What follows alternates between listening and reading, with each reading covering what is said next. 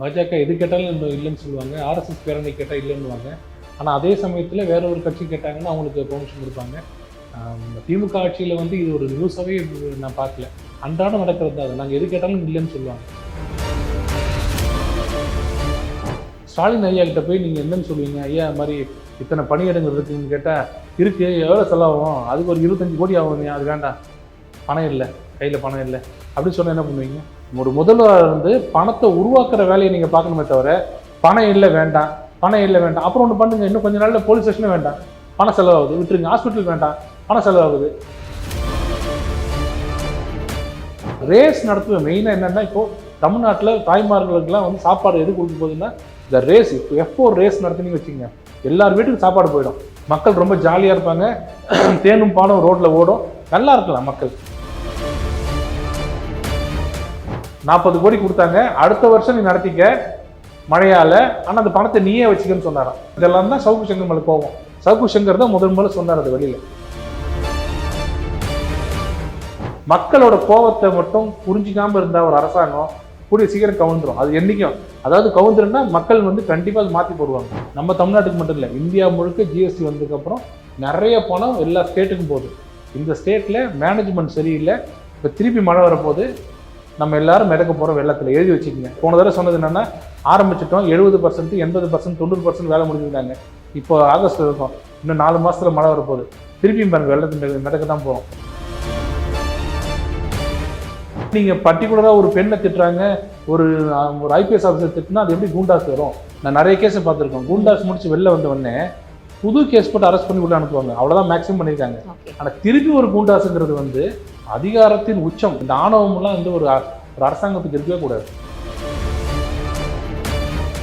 நீங்கள் சவுக்கு சங்கர் சாதாரண ஆள், ஒன்றுமே இல்லைன்னு சொல்கிறீங்க. அப்போ சவுக்கு சங்கரை பார்த்து ஏன் பயப்படுறீங்க? இவர் மேலே இந்த புகாருக்கு உண்டான முகாந்திரம் இல்லை, ரிலீஸ் பண்ணுறோம்ல, அதே கோர்ட்டு ஏன் செந்தில் பாலாஜியை வந்து உள்ளேயே வைங்க, வெளில அனுப்பாதீங்கன்னு சொல்லுது? அப்போ நீங்கள் ஜட்ஜஸுக்கு யாருக்கும் நீதி தெரியாதா? ரூல்ஸ் தெரியாதா?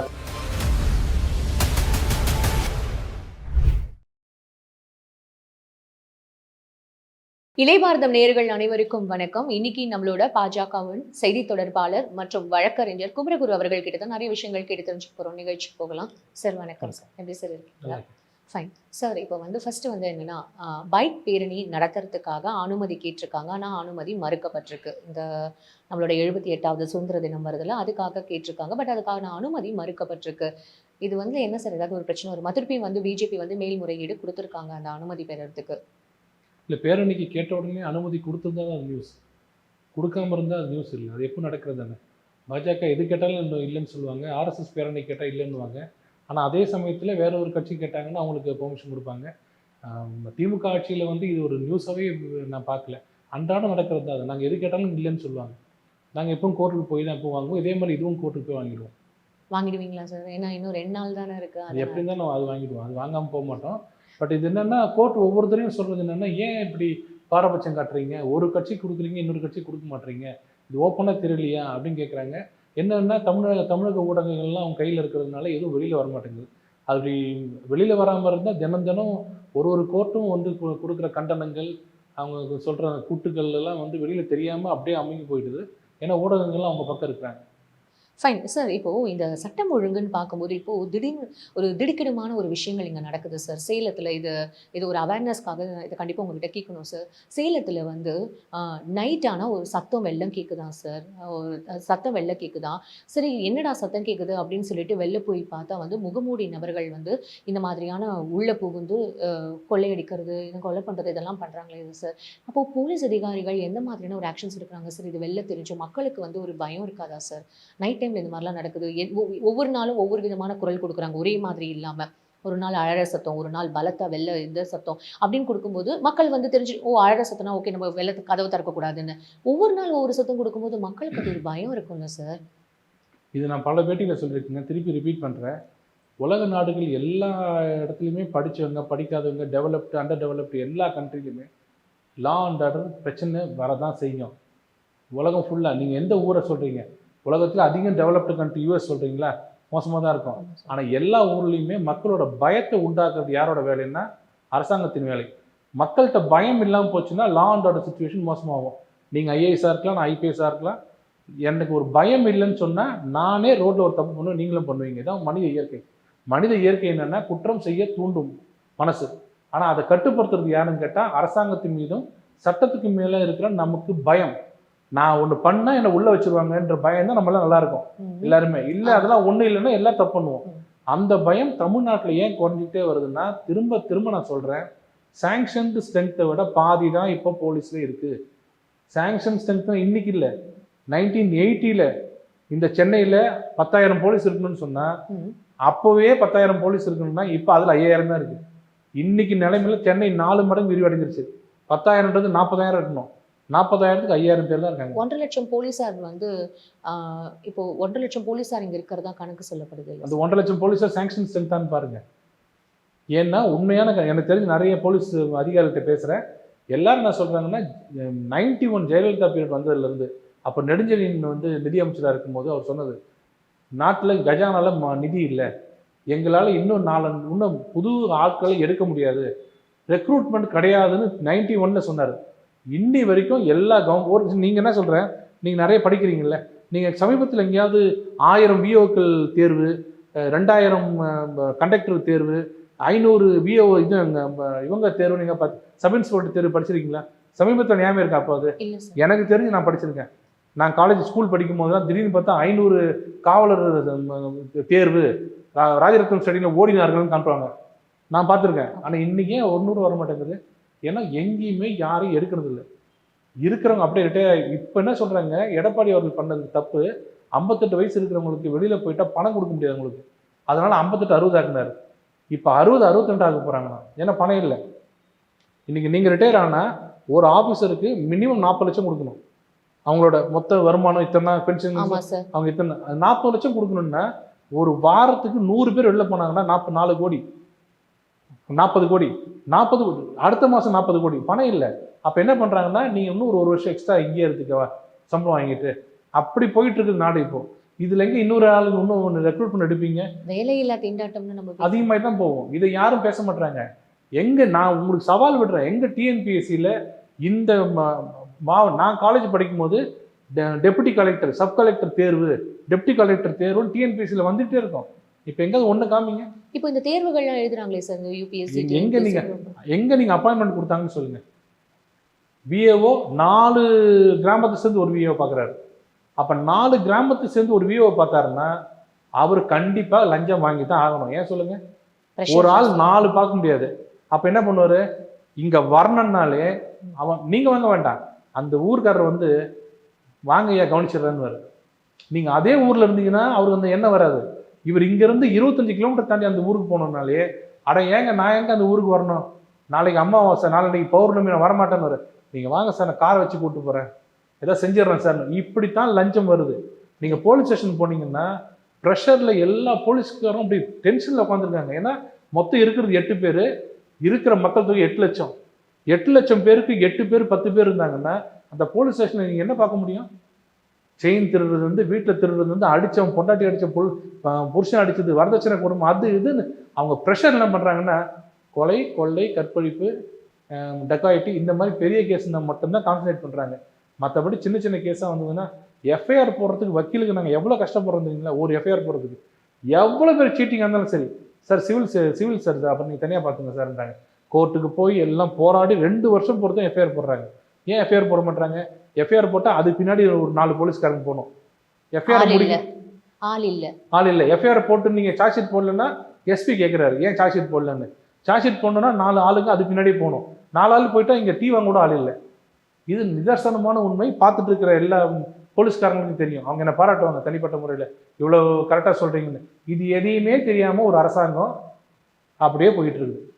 சார் எப்படி சார் அவங்களுக்கு தெரியாமல் இருக்கும்? எனக்கு என்னோட அறிவுக்கு நான் நிஜமாக இந்த கேள்வி கேட்டே ஆகணும் சார். ஒரு அதிகாரத்தில் அவர் இருக்கார், கண்டிப்பாக வந்து நம்ம ஸ்டாலின் ஐயா அவர்களுக்கு என்ன நடக்குது, இந்த அதிகார வர்க்கம் என்ன பண்ணுறாங்க, எல்லாருக்கும் வந்து சம பொறுப்பு நம்ம கொடுத்தாகணுமே. ரெக்ரூட்மெண்ட் எங்கே இல்லை, நம்ம வந்து வேலையில்லா திண்டாட்டம்னு இங்கே சொல்லி பேசிகிட்டு இருக்கோம், நம்ம தேர்வுகளும் நடத்துகிறோம். ஆனால் தேர்வுகள் கரெக்டான அந்த அதிகாரிகளுக்கு அந்த மாதிரியான மார்க்ஸ் கொண்டு போய் ரிலீஸ் பண்ணுறோமா, அவங்களுக்குலாம் அந்த ஆணைகள் கண்டிப்பாக கொண்டு போய் கொடுக்குறோமான்றது அது எப்படி சார் ஒரு நோட்டீஸ்க்கு வராமல் போகும்? ஸ்டாலின் ஐயா கிட்ட போய் நீங்கள் என்னன்னு சொல்லுவீங்க? ஐயா இது மாதிரி இத்தனை பணியிடங்கள் இருக்குதுன்னு கேட்டால் இருக்குது, எவ்வளோ செலவாகும், அதுக்கு ஒரு 25 கோடி ஆகும், அது வேண்டாம், பணம் இல்லை. கையில் பணம் இல்லை அப்படின்னு சொன்னால் என்ன பண்ணுவீங்க? அதை நீங்கள் எடுக்கணும் டிசிஷன். ஒரு முதல்வராக இருந்து பணத்தை உருவாக்குற வேலையை நீங்கள் பார்க்கணுமே தவிர பணம் இல்லை வேண்டாம், பணம் இல்லை வேண்டாம். அப்புறம் ஒன்று பண்ணுங்க, இன்னும் கொஞ்ச நாளில் போலீஸ் ஸ்டேஷனும் வேண்டாம், பணம் செலவாகுது, விட்டுருங்க. ஹாஸ்பிட்டல் வேண்டாம், பணம் செலவாகுது. அதுதாங்க சொல்கிறேன். எல்லாரும் ஏன் மோடின்னு நாங்கள் ஏன் மோடின்னு புகழறோம்னா, அவர் அந்த சிஎம்மாக இருக்கும்போது அவர் செஞ்ச வேலைகளை பாருங்கள். அவர் எதெல்லாம் பார்த்துருக்காருன்னு. எலக்ட்ரிசிட்டி பில் அதிகமாகுதா, எலக்ட்ரிசிட்டி ப்ரொடியூஸ் பண்ணுறதுக்கு பணம் செலவாகுதா, சோலாரை கொண்டு வா. இதுதான் ஒரு ஒரு ஒரு திங்கிங் உள்ள ஒரு முதல்வர் பண்ணுறது. எதை பற்றியும் நான் பண்ண மாட்டேன், நான் பாட்டுக்கு போவேன், காலையிலேருந்து வருவேன், ரேஸ் நடத்துவேன். மெயினாக என்னென்னா, இப்போது தமிழ்நாட்டில் தாய்மார்களுக்கெல்லாம் சாப்பாடு எது கொடுக்க போகுதுன்னா, இந்த ரேஸ் F4 ரேஸ் நடத்தினு வச்சுங்க, எல்லார் வீட்டுக்கும் சாப்பாடு போயிடும். மக்கள் ரொம்ப ஜாலியாக இருப்பாங்க, தேனும் பாலும் ரோட்டில் ஓடும், நல்லா இருக்கலாம் மக்கள். ஒரு சிஎம் இவ்வளோ பதற்றத்தில் ஒரு F4 ஒரு ரேஸ் வந்ததுன்னு என்ன சொல்லணும்? வேலையை பார்த்துட்டு போங்க. மக்கள் ஏற்கனவே கோபமாக இருக்காங்க. ஆம்ஸ்ட்ராங் கொலை வழக்கு, எங்கே போனாலும் சட்டம் ஒழுங்கு சீர்கெடுது, பெண்கள் ரோடில் நடக்க முடியல, பதட்டமாக இருக்கிறாங்க. விலைவாசி உயர்வு, பால் விலை உயர்ந்துருச்சு, ப்ராப்பர்ட்டி டேக்ஸ் உயர்ந்துருச்சு, மனையெல்லாம் சரி பண்ணுறதுக்கு 60,000 கேட்குறாங்க. இது இப்போ நம்ம எலக்ட்ரிசிட்டி பில் 2.5 மடங்கு இருக்குது. கொலை வெறியில் இருக்காங்க மக்கள். இதில் போய் F4 நடத்துறீங்களே, உங்களுக்கு மூளை இருக்க, வேலையை பாருங்க அப்படின்னு சொல்லக்கூட முடியாத ஒரு முதல்வர். அது உதயநிதி அவர்கள் இது முன்னெடுப்பு எடுத்து பண்ணியிருக்காரு. ஏன்னா அவர் விளையாட்டுத்துறை அமைச்சராக இருக்காருன்றது. அப்போ இது புரியல சார். இதெல்லாம் ஒரு ஃபேமிலியும் தாண்டி கட்சின்னு ஒன்று இருக்குல்ல சார். அவங்க இது கட்சி மக்களுக்காக யோசிக்கலையா? அதுதாங்க இப்போ உதயநிதி ஸ்டாலின் ஸ்போர்ட்ஸ் மினிஸ்டர். அவர் பசங்களை ஸ்போர்ட்ஸ்க்கு அனுப்புறது மறந்துட்டேன், ஒரு சின்ன மிஸ்கம்யூனிகேஷனில் தமிழ்நாட்டு மக்கள் குழந்தைங்களாம் அங்கே போகலன்னு சொன்னாங்களே ஒரு 2 மாதத்துக்கு முன்னாடி, அதை பார்க்குறது தான் அவர் வேலை, ஸ்போர்ட்ஸ் மினிஸ்டர் வேலை. F4 நடத்துறதுக்கு இல்லை. அப்போ ஒன்று பண்ணுங்க, F4 நடத்துங்க, தூத்துக்குடியில் F5 நடத்துங்க, இதில் போய் திருநெல்வேலியில் F6 நடத்துங்க. F6 நடத்திட்டு இருக்கீங்க. நீங்கள் இதுக்கு இதெல்லாம் பண்ணிட்டு இருக்கீங்க. மக்களோட கோபத்தை மட்டும் புரிஞ்சிக்காமல் இருந்தால் ஒரு அரசாங்கம் கூடிய சீக்கிரம் கவுந்துரும். அது என்றைக்கும், அதாவது கவுந்துருன்னா மக்கள் கண்டிப்பாக அது மாற்றி போடுவாங்க. ஏன்னா ஒவ்வொரு நாளும் மக்கள் பாஸ் பண்ணுற கமெண்ட் தெரியுங்களா, அந்த தீவுத்துறையில் தாண்டும் போது, இது இப்போ தேவையாப்பா? ஒரு சாதாரண மனிதன் கேட்குறாரு, இது தேவையா? இப்போ இருக்கிற பிரச்சனை அவன் சாப்பாட்டுக்கு வழி இல்லைன்றா, இது தேவையாப்பா? இவ்வளோ கோடி இல்லை சார், எத்தனை கோடி? அதுலேயும் போன வருஷமே பணம் கொடுத்து அந்த பணத்தை நீங்கள் திருப்பி கொடுக்காதீங்க. இதெல்லாம் தான் சவுக்கு சங்கர் மேலே கோவம். சவுக்கு சங்கர் தான் முதல்ல சொன்னார் அது வெளியில். 40 கோடி கொடுத்தாங்க, அடுத்த வருஷம் நீ நடத்திக்க மழையால், ஆனால் அந்த பணத்தை நீயே வச்சுக்கன்னு சொன்னாராம் அப்படின்னு சொன்னார். அவர் சொல்கிறது கரெக்டாக தானே வருது. கரெக்டு தான் சார். இது சார் இப்போ இவ்வளோ விஷயங்கள் பைசா இல்லைன்னு சொல்லும்போது நிறைய அடிக்கல் நாட்டுறையும் அந்த மாதிரியான விஷயங்கள்லாம் முதல்வர் அவர்கள் திறந்து வைக்கிறத நம்ம பார்த்து தானே சார் இருக்கும். இப்போ மாணவர்களுக்காக நாம் புதல்வன் திட்டம் அதெல்லாம் ஒவ்வொன்றா கொண்டு வந்துட்டு இருக்காருல, இதுவும் சைமல்டேனியஸாக பேரலாக நடந்துட்டு தானே சார் இருக்கு. அதாவதுங்க, இப்போ நீங்கள் இப்போ ஜிஎஸ்டி வந்ததுக்கப்புறம் நம்ம தமிழ்நாட்டுக்கு வர்ற நிதி 2.5 மடங்கு அதிகமாக இருக்குது வர்றது. நான் சொல்லலை, நான் சொன்ன பிஜேபிக்காரர். நீங்கள் நம்ம தமிழ்நாட்டோட நிதி செயலாளர் சொல்றாரு, உதயச்சந்திரன் சொல்றாரு, இல்லைங்க 29 பைசா வருதுன்னு சொல்லுங்க. அது எவனும் கணக்கு போட்டாங்க, விடுங்க. முதல்ல விட நீங்க புயலுக்கே பைசா கொடுக்கலையே சார். அதுதாங்க அவரு தான் நான் சொல்றது. நிதி செயலாளர் சொல்றாரு, முதல்ல விட பணம் நிறைய வருது, ஜிஎஸ்டி வந்ததுக்கு அப்புறம் நிறைய வருதுன்றாரு. நம்ம தமிழ்நாட்டுக்கு மட்டும் இல்லை, இந்தியா முழுக்க ஜிஎஸ்டி வந்ததுக்கு அப்புறம் நிறைய பணம் எல்லா ஸ்டேட்டுக்கும் போகுது. இந்த ஸ்டேட்ல மேனேஜ்மெண்ட் சரியில்லை. இப்போ திருப்பி மழை வரப்போது, நம்ம எல்லாரும் மிதக்க போகிற வெள்ளத்தில் எழுதி வச்சுக்கோங்க. டிசம்பர் மாதம் மழை, நீங்கள் சொல்கிறீங்களே போன மாதம் திடீர்னு 55 சென்டிமீட்டர் மழை பெஞ்சதுன்னு, இந்த வருஷம் 75 பெய்யும். இப்போயே ரெடி ஆகணும். இன்னும் எனக்கு தெரிஞ்சு ஒரு ரோடு சரியாகலை. போன தடவை சொன்னது என்னென்னா, ஆரம்பிச்சிட்டோம் 70%, 80%, 90% வேலை முடிஞ்சிருந்தாங்க. இப்போ ஆகஸ்ட்டில் இருக்கும், இன்னும் 4 மாதத்தில் மழை வரப்போகுது. திருப்பியும் பாருங்க வெள்ளத்துக்கு மிதக்க தான் போகிறோம். இல்லை சார், இப்போ கூட சொல்லியிருக்காங்களே, நாங்கள் இந்த வாட்டி மழைக்கு ரொம்ப ரெடியாக தான் இருக்கோம் அப்படின்னு. போன தடவை சூப்பராக சொன்னாங்க. அதோட நாங்கள் மழை எந்த மழையாக இருந்தாலும் தாங்குவோம் நாங்கள். அப்புறம் நான் சொன்னாங்க தெரியுங்க, நான் என்ன பண்ணுறது, எதிர்பார்த்து 25 கொஞ்சது 55 மேலே வச்சு கொடை வச்சா தாங்க முடியும். நம்ம வரும் 55 வரும், 95 வரும், அதுக்கு ரெடியாக இருக்கணும் நீங்கள். சார், இப்போ இதை பற்றி பேசிகிட்டே இருக்கும்போது சவுக்கு சங்கர் அவர்கள் இன்னைக்கு எப்படியாவது வெளில வந்துருவாங்க அப்படின்னு எதிர்பார்த்த அந்த தருணத்தில் திருப்பியும் குண்டாஸில் போட்டிருக்காங்களே சார், இது என்ன சார்? அதாவது இந்த ஆட்சி எப்படி போயிட்டு இருக்குதுன்றதுக்கு உதாரணம். ஏன்னா நீங்கள் உண்மையிலேயே அவர் தவறு பண்ணியிருந்தாருன்னு சொல்லி தானே அவர் அரெஸ்ட் பண்ணீங்க. ஒரு பேட்டியில் பெண்களை பற்றி தப்பாக பேசினாருன்னு சொல்லி தான் அவர் அரெஸ்ட் பண்ணீங்க. அது ஏகப்பட்ட கேஸ் போட்டிங்க, நடந்துட்டு இருக்கு. பழிவாங்கும் நடவடிக்கை இல்லைன்னு சொன்னீங்க, எவ்வளோ சொன்னாலும் கேட்கல. இல்லை நாங்கள் அப்படிலாம் பண்ணலைன்னீங்க. ஒரு உயர்நீதிமன்ற டிவிஷன் பெஞ்ச் சொல்லுது, இது எப்படி பொது அமைதிக்கு குந்தகம் விளைவிக்கும் செயலாக இருக்கும். ஒரு டிவி பேட்டியில் ஒருத்தர் ஒரு லேடியை பற்றி சொன்னாருன்னா, it's offence against that particular lady. அது எப்படி பொது அமைதிக்கு பங்கம் ஏற்படுத்த மாதிரி இருக்கு. அப்போ தானே குண்டாஸ் வரும். இல்ல சார் அவர் வந்து ஒரு பர்டிகுலர் விமனை பத்தி சொல்லியிருந்தா ஓகே, அது பிட்வீன் எம் அண்ட் ஆர் அப்படின்னு நம்ம எடுத்துக்கலாம். ஆனா ஒரு போலீஸ் காவல்துறை காவல் சார்ந்த பெண் அதிகாரி அவங்கள பத்தியும் நீதிமன்றத்துல இருக்கிற பெண்களும் இப்படிதான் அப்படின்ற மாதிரியான ஒரு நீங்க சொல்றது எல்லாமே அஃபென்ஸ். நீங்க சொல்றது எல்லாமே அஃபென்ஸ் அகேன்ஸ்ட் விமன், ஆ, இல்ல பர்டிகுலர் ஆளு என்னன்னு வச்சுக்கங்க. Okay. கூண்டாஸ்ங்கிறது வந்து ஒரு நபரால் சொசைட்டிக்கு அமைதிக்கு குந்தகம் விளைவிக்க வேண்டும். இவர் இந்த சொசைட்டில இருந்தாருன்னா நம்ம எல்லாரும் காலையில எழுந்திரிச்சு ஸ்கூலுக்கு போறது, காலேஜுக்கு போறது எல்லாம் போறோம். அந்த அமைதிக்கு அவர் இங்க இருந்தாலே மக்கள் பயப்படணும். ஐயோ அவர் இருக்காரு, நம்ம ரோட்ல அதுதான் அர்த்தம். கூண்டாஸ்ன்னா என்னன்னா இதுதான் உண்மையான அர்த்தம். அது இதுக்கு வருமா? கண்டிப்பா அஃபென்ஸ் வரும். அது ட்ரையல் தனியா பார்த்துக்கிட்டோம். அந்த அந்த லேடிக்கும் அந்த அருண் அவர்களுக்கும் சவுக்கு சங்கருக்கும் அது அவங்களுக்குள்ளே பார்த்துக்கிட்டோம். போலீஸ் கேஸ் போடணும், அது வேற. கூண்டாஸுங்கிறது பொது அமைதிக்கு குந்தகம் விளைவிக்கும் செயல்களில் ஈடுபட முடியுமா? அதான் கூண்டாஸ்ன்றாங்க. ஏன்னா போற வரவங்கிட்ட பணம் பறிச்சிங்கன்னா அது அமைதிக்கு அகேன்ஸ்டான விஷயம். பூட் லேகர்ஸ்னுவாங்க. பூட் லேகர்ஸ்னா சாராயம். அவங்க சாராயம் காய்ச்சி விட்டாங்கன்னா அந்த ஏரியாவில் இருக்க எல்லாரும் குடிச்சிட்டு போற வரவங்களும் தகராறு பண்ணுவாங்க. ஸோ இது மாதிரி ஒரு விஷயத்துல பார்க்கும்போது பிட் பாக்கெட் அடிக்கிறாங்கன்னா அவனை இந்த மாதிரி மெட்ராஸ்குள்ள ஒரு 2 லட்சம் பேர் பிட் பாக்கெட் அடிச்சாங்கன்னா நம்ம யாரும் வெளியே போக முடியாது. இவங்களை தான் நீங்க வந்து டீடைன் பண்ணணும் கூண்டாஸ்ல.